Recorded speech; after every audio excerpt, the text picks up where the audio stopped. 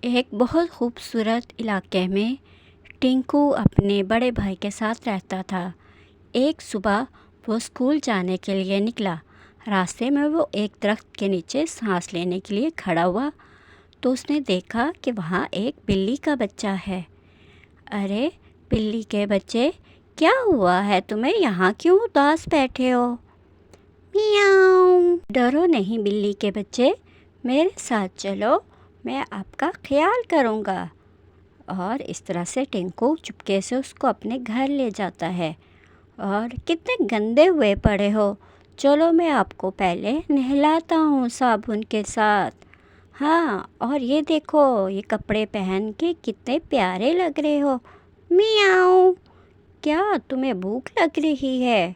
چلو میں آپ کو کچن میں لے جاتا ہوں، یہ لو چپکے چپکے دودھ پی لو، شور نہ کرنا۔ میاؤں۔ ٹنکو مجھے بھوک لگی ہے۔ اچھا تو پھر سے بھوک لگ گئی، یہ لو میرے ساتھ کھاؤ۔ اب رات ہو گئی ہے تو چلو میرے ساتھ سو جاؤ۔ صبح جب ٹنکو اٹھا تو دیکھا بلی نے اس کے بیڈ پہ اتنی بڑی ساری پوٹی کی ہوئی تھی۔ جب ٹنکو کے بھائی کو پتہ چلا تو اس کو بہت غصہ آیا۔ اس نے بلی کو کان سے پکڑا اور گھر سے باہر نکال دیا۔ نکلو میرے گھر سے، سارا گھر گندا کر دیا تم نے۔